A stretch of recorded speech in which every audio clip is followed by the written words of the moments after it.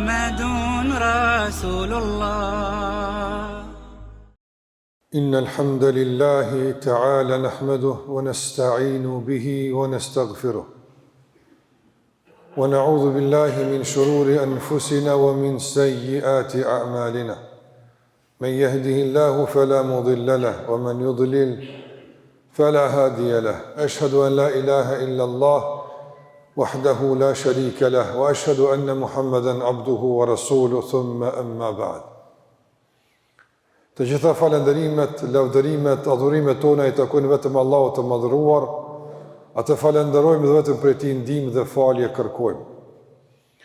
Dëshmoj se nuk meriton të adhurohet me të drejtë askush pas Allahut, i cili është një dhe i vetëm, dhe dëshmoj se Muhamedi alayhi salatu wassalam është rob dhe i dërguar i tij i fundit. Të nderuar vëllezër besimtar, Allahu xhalla xhelaluhu e ka zbrit Kur'anin. Dhe në këtë Kur'an Allahu xhallahu ala na ka dhënë udhëzime të mjaftueshme për të gjitha situatat dhe për të gjitha periudhat e jetës tonë që ne kalojmë nëpër to. Nga shpjegimet e mrekullueshme që i gjejmë në Kur'an është se Allahu xhallahu ala flet edhe për natyrën e këtyre mësimeve. Çka janë mësimet e Kur'anit? Nëse na i ndjekim këto mësime, ku arrijmë? Dhe se të gjitha adhurimet që Allahu te baraka ve teala i ka përmendur në Kur'an dhe praktikisht ne ka mësuar Muhamedi sallallahu alaihi wasallam, të gjitha këto janë për të mirën e njeriut. Prandaj Kur'ani është një libër që ka ardhur me i shërby njeriut, me i ndihmu njeriut, me i lehtësu jetën njeriut e jo me i vështirësu. Allahu xhallahu ala në Kur'an tha: Ma anzalna alejke l'Kur'ana li tashqa. Kjo është rregull.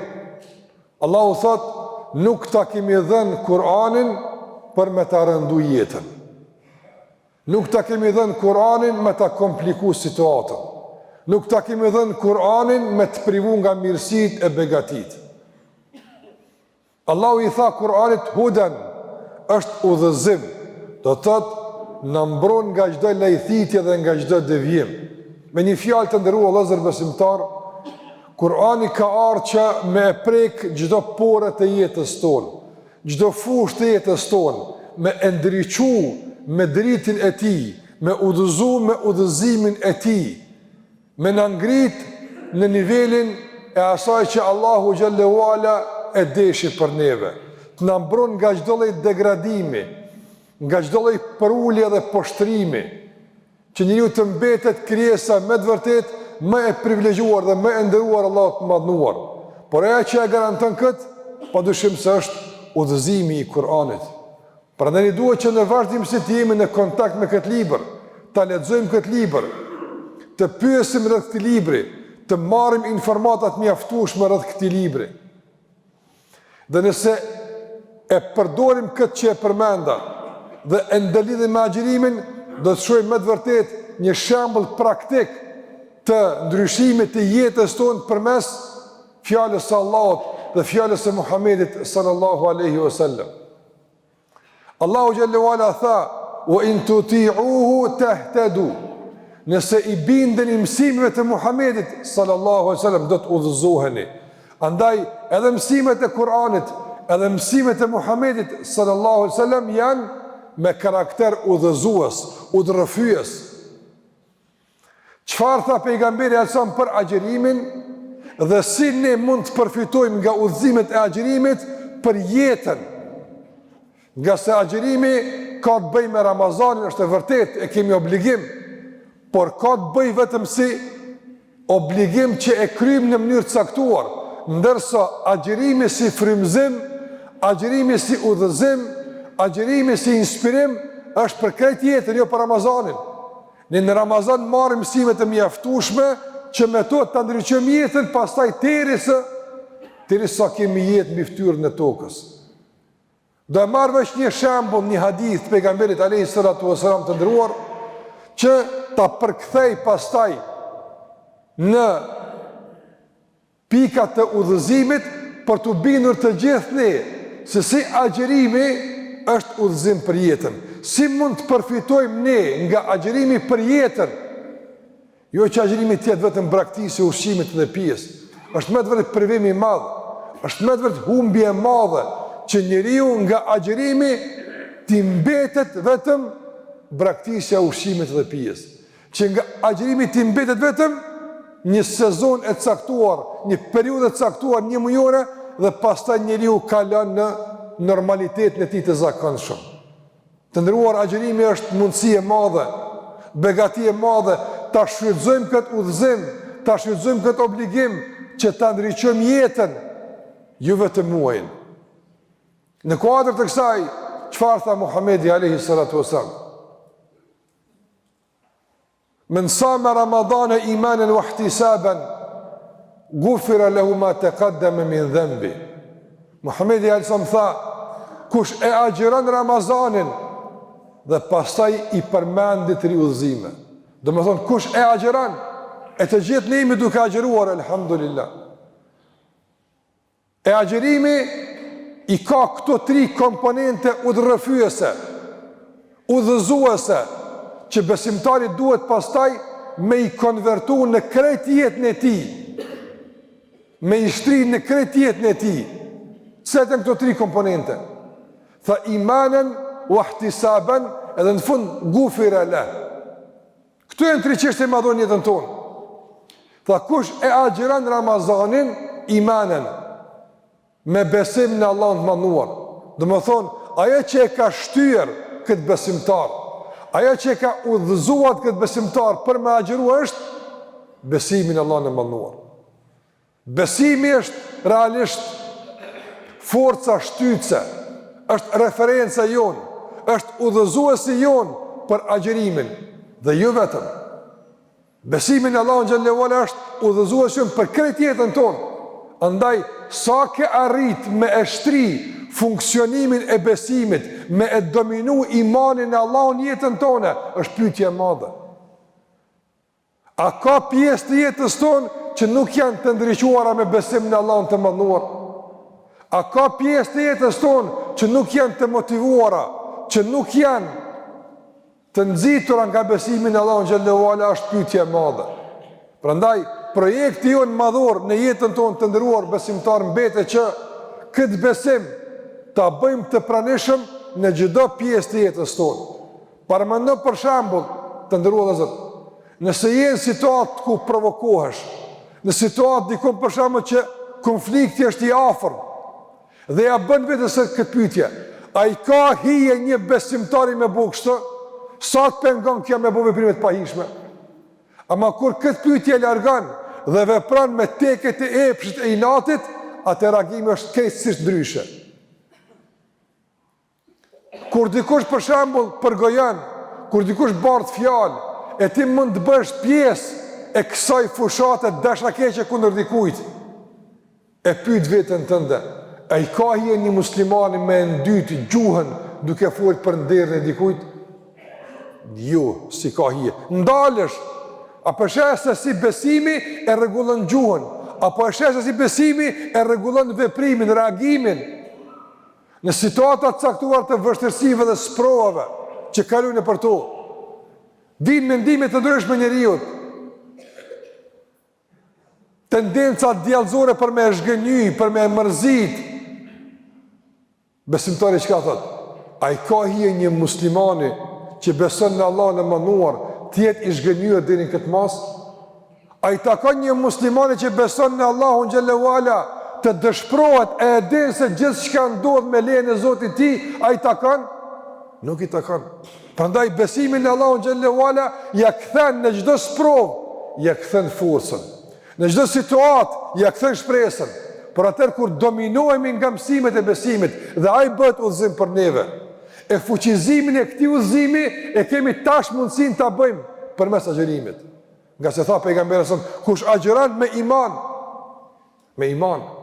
Prandaj udhëzim për jetën, agjerimi duke e aktivizuar forcën e besimit për te agjerimit, edhe për punët e tjera, edhe për namazin tonë, edhe për gjuhën tonë, edhe për sjelljen tonë, edhe për fitimin e pasurisë tonë, që besimtari kur tjetë ndonjë situatë që mund të fiton për mënyrë të pandershme, pa djerës, të fiton në mënyrë që nuk është e lavërdishme. Çka thot? Me çfarë force ai refuzon atë përfitim?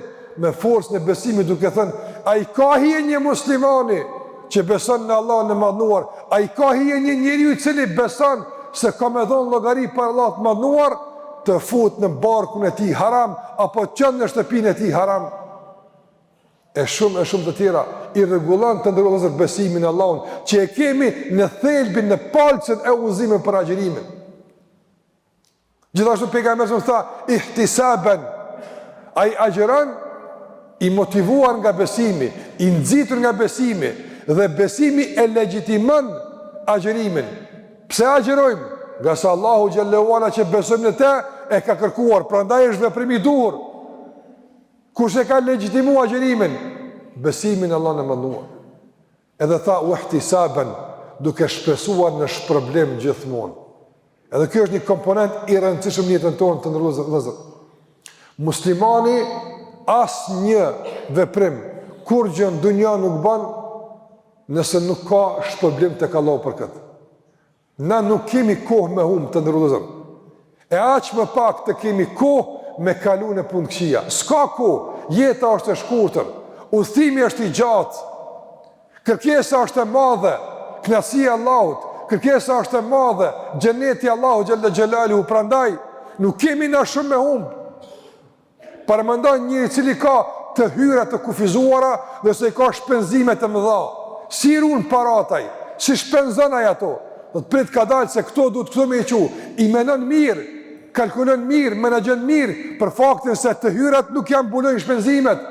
Prandaj mundohet që në mënyrë maksimale të jetë i arsyeshëm në shpenzimet e tij, të harxhan me një menaxhim kursimtar që i mundson përmbushjen e kërkesave elementare domosdoshme e pastaj shikon sa ka nga buxheti i tij të kalon në dëfrim në kënaqësi tjera. Kështu është dhe muslimani, të ndërrozër. Çdo moment të kohës tonë duhet ta kalojmë në përfitim shpërblim. Kur flet, menon, a ka sevap, a s'ka sevap. Kur del, a ka sevap. Kur tën, a ka sevap. Kudo që të shkon, çfarë do që të bën, është i mbuluar nga kjo që e përmendëm, nga ky kuptim i kërkimit të shpërblimit. A ka sevap? A ka shpërblim? Nuk bën asgjë për të kënaqur njerëzit, po për të kënaqur Allahun, nga se din se njerëzit harrojnë. Njerëzit nuk e shpërblejnë. Njëri nga njerëzit e devotshëm të ndërua Vëllezër, ishte njerëz duke përgatitur me ngrënë ushqim. Dhe kaluan për ditë njerëz e i thanë të bëft mirë. Nuk ju tha urdhnoni. Nuk ju tha urdhnoni. Ishte çuditshme. Nuk ju tha bujrum. Ata vazhduan disa hapa, e posa vazhduan disa hapa, i thiri tha, ju dy mundësish kthehuni. Thanë, çfarë ka ndodhur? Tha, bujrum me mu pak. Të hajmë bashkë se ka mjaft. I thanë, e pse nuk na thire në herën e parë kur thamë boft mirë, po na thire pas i kaluam disa hapa. Shikoj këtë mendësi të besimtarit, shikoj këtë strategji të përfitimit. Ne duhet jemi të mençur kështu. Tha se në herën e parë, nëse ju kisha thonë bujrum, kishte më qenë për shkak të presionit se marrësh mos me i thirr. E spata e sop më u dhon bukën tëm për marrën e juve. E kur kaluat, e riktheva të vëmendjen shpërblimin e Allahut, e pash që ka sevap, e për sevap ju ktheva. Dhe besimtari bën për sevap, për shpërblim të Allahut te barekutaala, jo nga presioni shoqëror, jo nga pse thojnë njerëzit. Po, ne duhet të ruhemi nga fjalët e njerëzve. Ne duhet të ruhemi, të kemi turp, mirë po. Ajo që e dominon këtë gjithmonë është shpërblimi i Allahut te barekutaala. Jeta duke kërkuar sevap, lëviz. Gjithçka bën jetë, sikur që e përmendëm në xhumën e kaluar, se besimtari tashmë aktivizon jetën që ta pasuron agjërimin e tij. Dhe kjo nuk është vetëm në agjërim, mundohet që ta shtrish në të rrjetën tënde. Do të edukohu përmes agjërimit, ku e braktis ushqimin edhe pijen për sevap, që nesër edhe ushqimin dhe pijen ta kesh për sevap. jo vetëm braktisjen, por edhe ushqimin dhe përdorimin e tij. Besimtarët kur flan mund ta shndërron gjumën e tij në sevap. Pse? Nga se flan që të pushon e tjetë me i fuqishëm, tjetë me i gatshëm nesër, ti kryen obligimin për hir të Allahut të mënduar. Andaj edhe gjumi bëhet sevap. Çdo largim nga harami bëhet sevap. Kështu e të muslimani. Andaj tha pejgamberi ihtisaben. Dhe e treta tha, gufira lehu ma taqaddama min dhanbi. E këtë të tretën e përmendim në përmbylljet e hutbës në pjesën e dytë. Allahu xhallahu ala i zbukuroft zemrat tona me iman. Allahu te baraka ve taala të ndëruar bëf që gjithmonë të jemi të atil që synojmë shpërlimet e mëdha. Nga se besimtari është i vëmendshëm, është i mençur, asnjëherë nuk kalon në këtë botë në humbje, absolutisht. Tenton gjithmonë të jetë fitim. E kush e paguon më mirë se Allahu i manduar? E kush shpërblen më mirë se Allahu i manduar? Prandaj gjithmonë vëmendja, synimi, zemra jon e kthyer ka Allahu në kërkim të shpërblimit nga Allahu te barekuhu teala dhe mbi bazën e kësaj kërkese ta organizojmë, ta orientojmë dhe ndërtojmë jetën tonë në vazhdimsi. Kërkoni falje nga Allahu, nga sa Allah është falës dhe është mëshirues e qulu qouli hadha wastaghfiru li wa lakum fastaghfiruhu innahu huwal ghafurur rahim.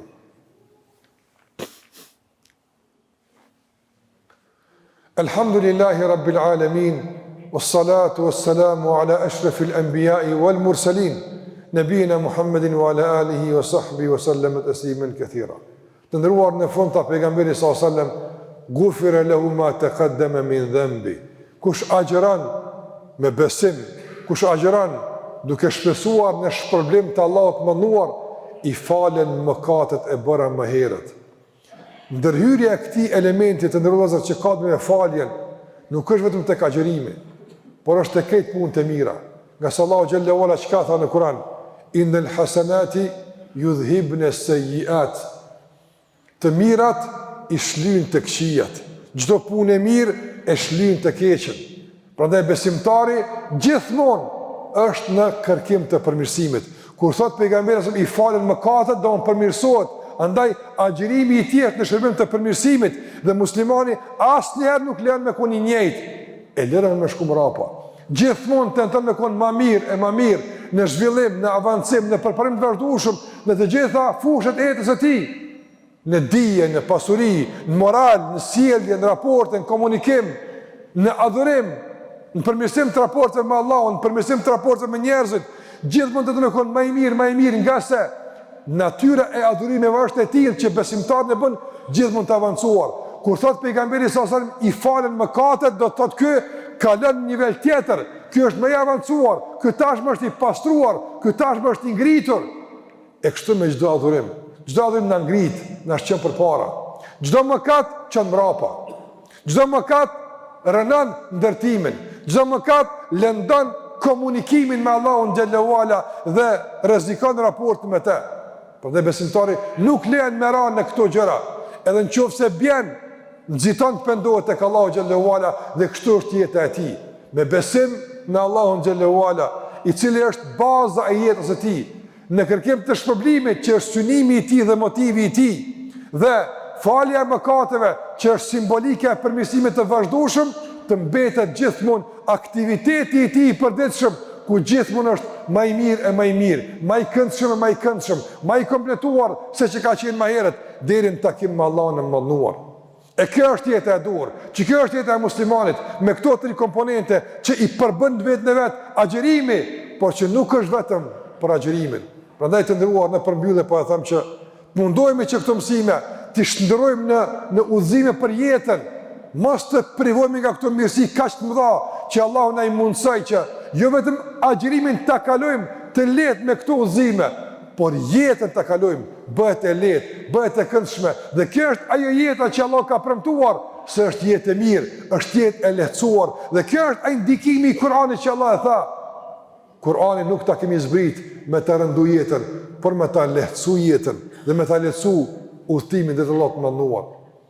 E nësë Allah në mënduar që Zoti xhallahu ala të na përmirëson gjendjen tonë, në mundëson që gjithmonë të jemi më të mirë, në përmirësim të vazhdueshëm, Të jemi gjithmonë në shtim të dijes, gjithmonë në shtim të punëve të mira, të jemi gjithmonë në shtim të besimit, të bindjes, të jemi gjithmonë sa më larg të këqijave, çdo ditë e ne më larg një hap, s'prish punë, më larg të keqes, më larg të ligës, më larg të shëmtuarës, çdo ditë, më larg të keqes, më afër të mirës, çdo ditë më larg çytjeve të djallit e më afër udhëzimeve të Allahut te bareke ve teala, nga se kjo është jeta e mirë, kjo është përpjekja e duhur, kjo është angazhimi që ja vlen për të më jetu.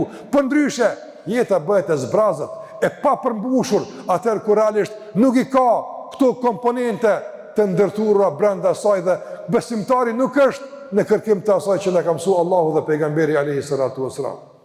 Allahu na ruaj nga çdo e keqe, nga çdo ligësi. Allahu na lehtësoft agjërimin, namazin dhe çdo obligim tjetër. Na lehtësoft Allahu natën e varrit dhe ditën e takimit me të. Allahu na mundësoft që shpërblimi për ne të jetë xheneti dhe falja Allahut mënduar. Çdo mëkat eventual Zoti na e falt dhe çdo të keq Allah nga ne e largoft. Allahu i shëroft të smurit tan, u lehtësoft dhimbje dhe mundime që kanë. I shëroft Allahu me shërim të shpejt dhe Allahu i mëshiroft të vdekurit tan e na bashkoft me ta së bashku në xhennet. Inna Allaha wa malaikatahu yusalluna ala nabi ya ayyuhalladhina amanu sallu alayhi wa sallimu taslima. Allahumma salli ala Muhammadin wa ala ali Muhammad kama sallaita ala Ibrahima wa ala ali Ibrahima innaka Hamidun Majid. اللهم بارك على محمد وعلى آل محمد كما باركت على إبراهيم وعلى آل إبراهيم إنك حميد مجيد. عباد الله إن الله يأمر بالعدل والإحسان وإيتاء ذي القربى وينهى عن الفحشاء والمنكر والبغي يعظكم لعلكم تذكرون. لا